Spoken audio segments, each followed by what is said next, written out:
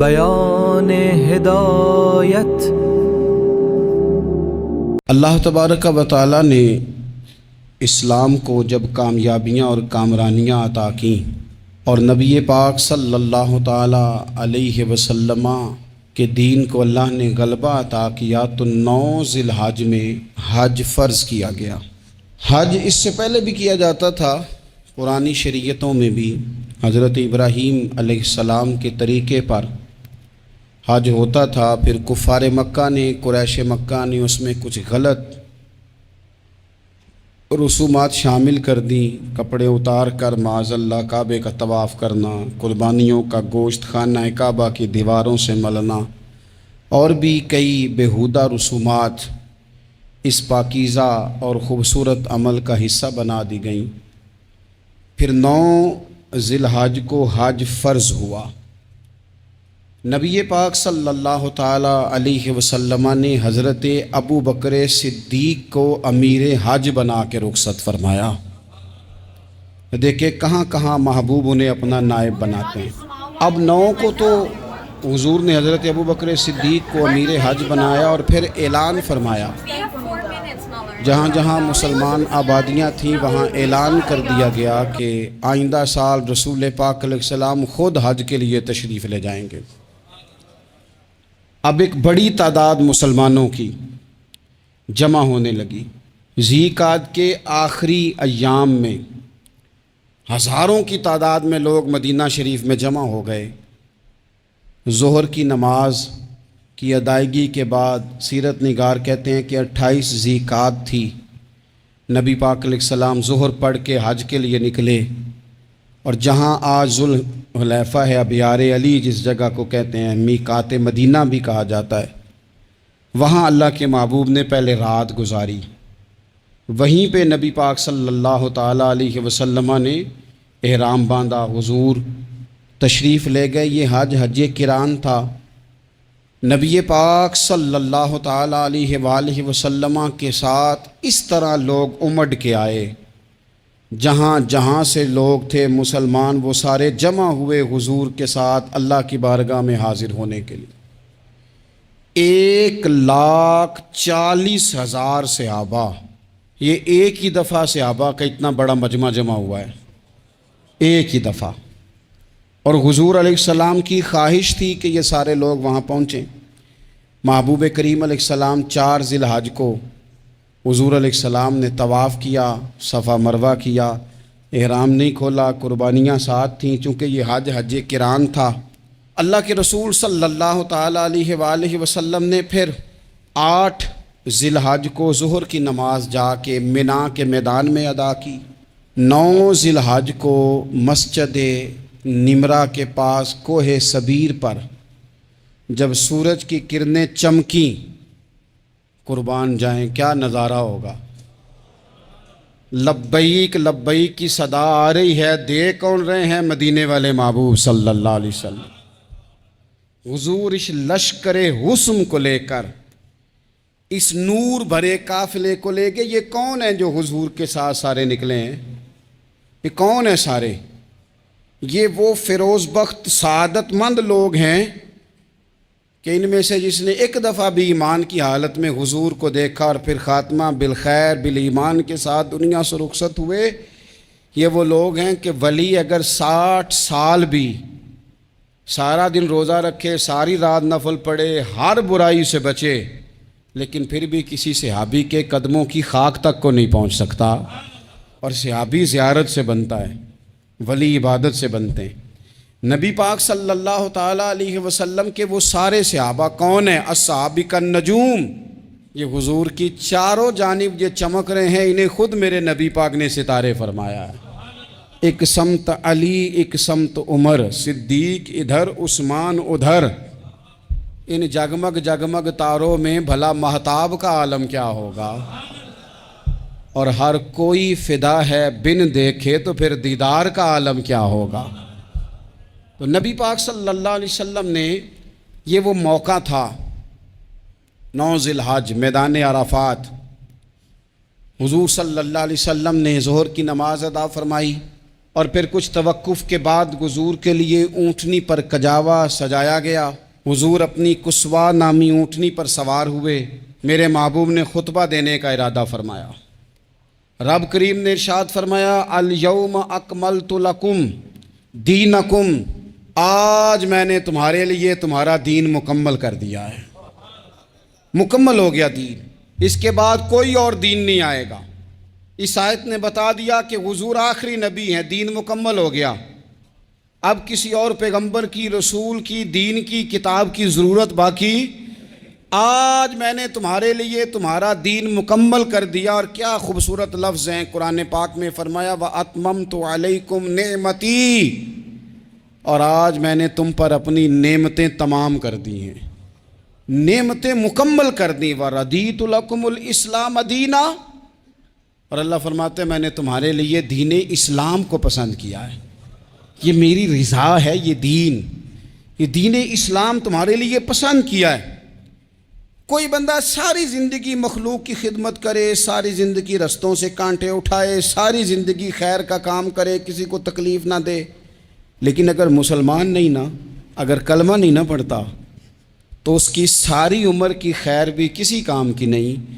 اس لیے کہ رب فرماتا ہے جڑ دین اسلام ہے، جڑ ہوگی تو پھر شاخیں قبول کی جائیں گی نا، تو اگر جڑ ہی سرے سے نہیں ہے تو خیر کرنے کا معنی۔ کچھ لوگ کفار کی، مشرکین کی تعریف کرتے ہیں کہ جناب بلے بلے اتنے ویلفیئر کام ہو رہے ہیں، تو یاد رکھو سب سے ضروری جڑ ہے۔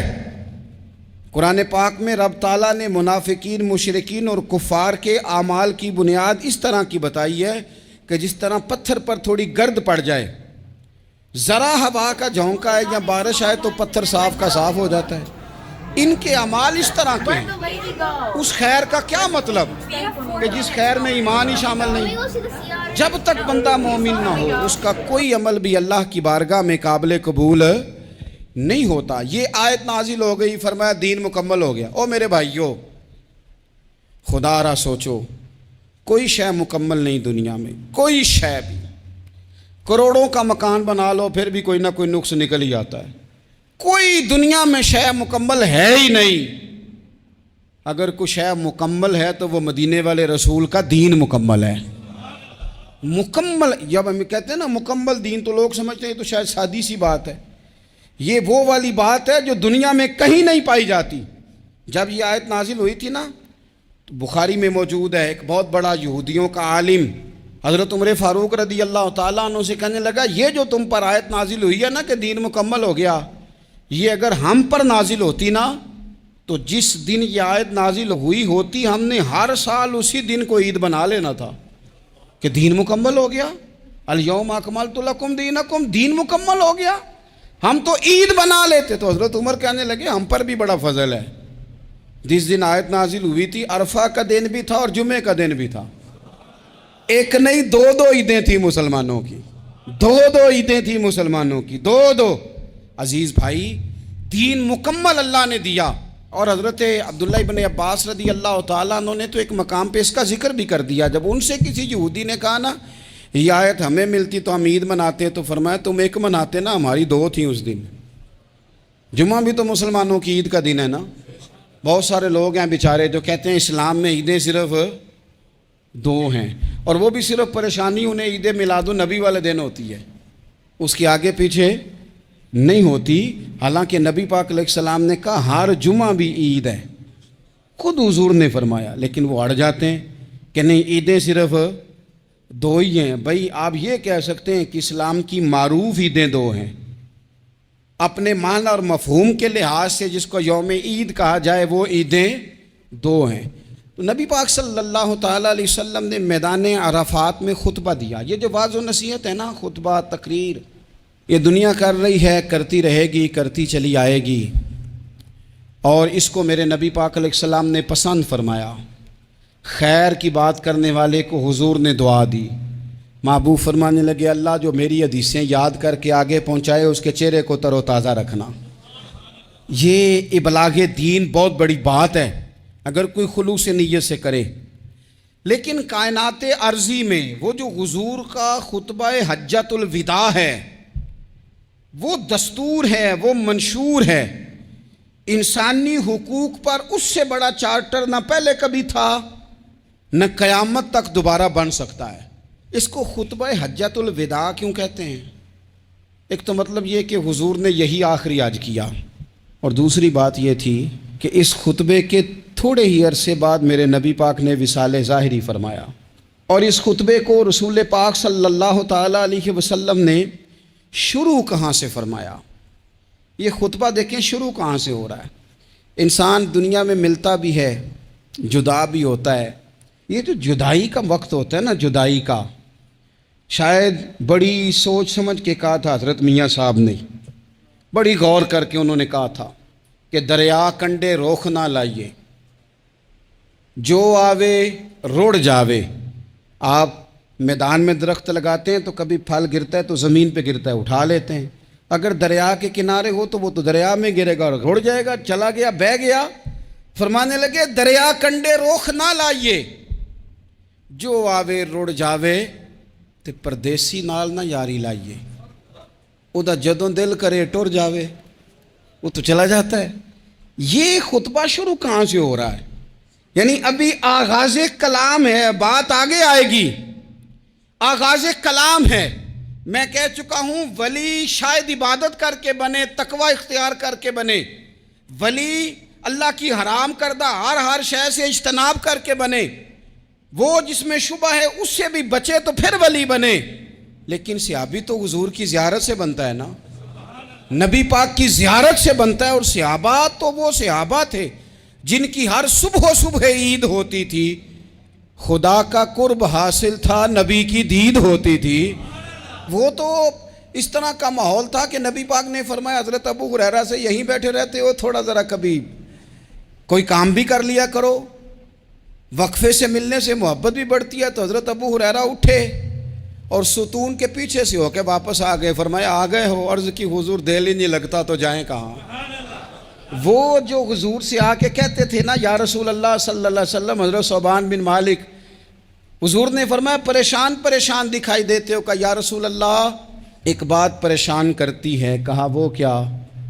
عرض کی حضور دل بے چین ہوتا ہے تو زیارت کو آ جاتا ہوں، آج ایک عجیب خیال آیا ہے، عجیب خیال آیا ہے، اور اس نے عجیب رنگ طبیعت میں بھر دیا ہے۔ فرمایا تمہیں کیا خیال آیا؟ عرض کی یا رسول اللہ صلی اللہ علیہ وسلم آج خیال آیا ہے کہ صوبان ہے، تو حضور کا غلام ہے، جنت تو حضور کے صدقے ملے گی، لیکن یہ ہے کہ حضور تو ہوں گے نا نبیوں کے ساتھ، تجھے ملے گی پر ملے گی تو غلاموں کے محلے میں نا۔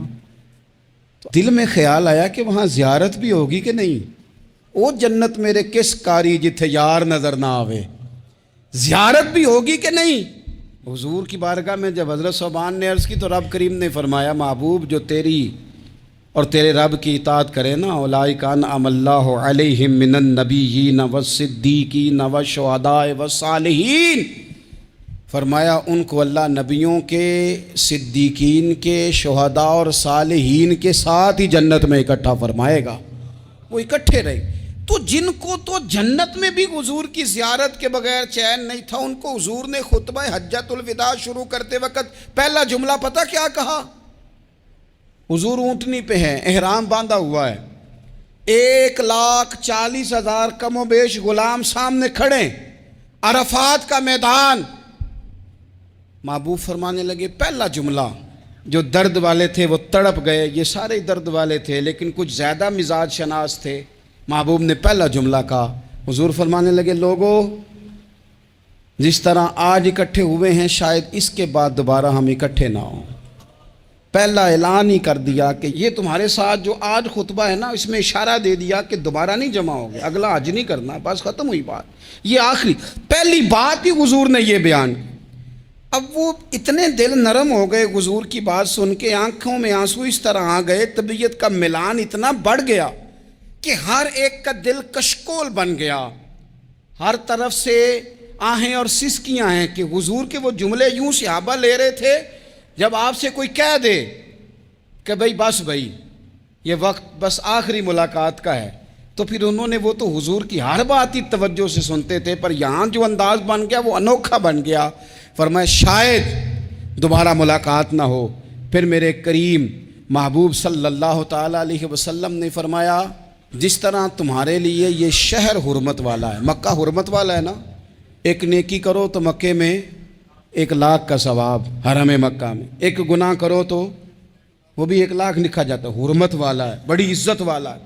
فرمایا جس طرح یہ گھر عزت والا ہے کعبہ، جس طرح یہ شہر عزت والا ہے، فرمایا جس طرح آج کا دن حرمت والا ہے، مسلمانوں میں تمہیں بتا کے جا رہا ہوں، تمہیں سمجھا رہا ہوں، اسی طرح میں نے تم سب پر ایک دوسرے کے مال اور عزت کو حرمت والا کر دیا ہے۔ اور صحابہ کو نا حضور نے پہلے یہ سبق پورا حضور نے پوچھا، یہ بھی ذرا کمال ہے، یہ بخاری مسلم کی حدیث ہے۔ حضور نے صحابہ سے پوچھا 9 ذی الحجہ ہے، جمعے کا دن ہے، ذی الحج کا مہینہ ہے، سب کو پتہ ہے، لیکن نا آپ جمعہ پڑھنے ہیں تو میں آپ سے کہوں کہ آج کون سا دن ہے تو آپ کہیں گے جناب جمعہ ہے، عجیب آدمی ہے، جمعہ پڑھا رہے ہو۔ لیکن جو صحابہ کا انداز ہے وہ اور ہے۔ حضور نے پوچھا آج یہ کون سا مہینہ ہے؟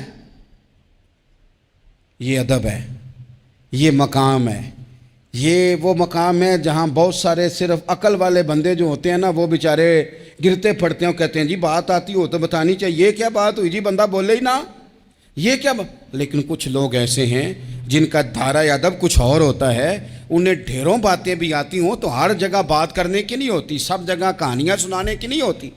حضور نے فرمایا کون سا مہینہ ہے؟ قربان جائیں بھیا کو زبان ہو کے کہنے لگے واللہ و رسولہ عالم، اللہ جانے اللہ کا رسول جانے، سانو تے قید سجن دا گہنا ہے، او جنج رکھے ایسا اونج رہنا ہے، ہمیں کیا پتا؟ پوچھا کسی نے، لکھا ہے صوفیاء نے، کسی نے پوچھا تمہیں پتہ نہیں، کہنے لگے چپ کر، ہمیں کیا پتا کون سا مہینہ ہے؟ تو حضور نے فرمایا آج تاریخ کون سی ہے؟ بھائی صاحب کو پتا تھا نا 9 ذی الحج کو ہی حج ہوتا ہے، کون سی تاریخ ہے؟ کہا واللہ و رسولہ عالم، اللہ جانے اللہ کا رسول جانے، قربان جائیں۔ حضور نے پوچھا دن کون سا ہے؟ سب کو پتا ہے جمعہ ہے، کہنے لگے واللہ و رسولہ عالم، اللہ جانے اور اللہ کا۔ وہ صحابہ بتا کیوں نہیں رہے؟ تو اہل محبت کہتے ہیں صحابہ کا جواب یہ تھا ہمیں کوئی مہینوں سے غرض ہے، ہمیں کوئی دن سے غرض ہے، ہمیں کوئی تاریخ سے غرض ہے؟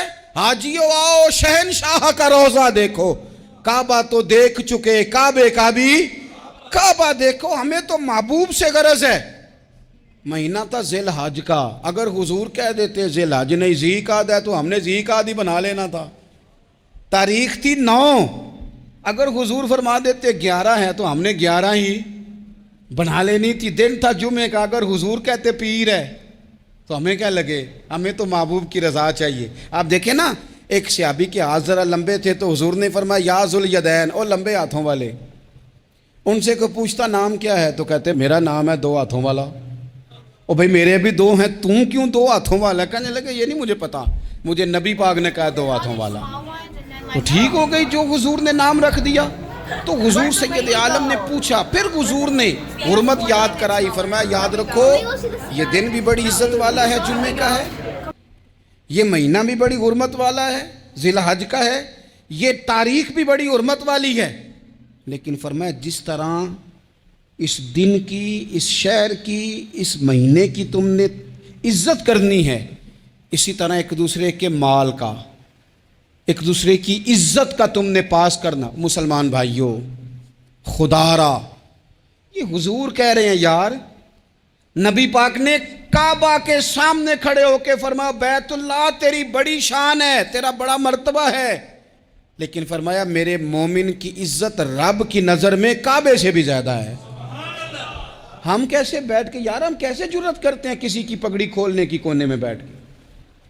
ہم اپنے گھر بیٹھ کے کسی پر تبصرہ کر گئے، کسی بندہ مومن کی عزت اچھال گئے، بالکل پتہ نہیں تھا بات کا اور ہم نے کہانی بنا دی پوری کی پوری، داستان سرائی کر گئے۔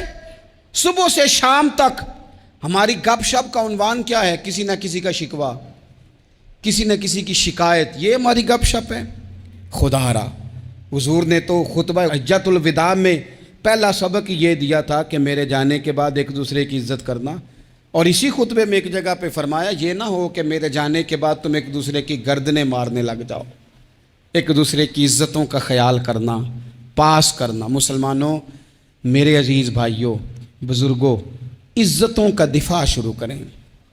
تھوڑی دیر کے لیے اپنی زبان لوگوں کے اوپر تبصرہ کرنے سے کنٹرول میں لائیں. کچھ چیزیں ایسی میں مختلف شہروں بیان ہدایت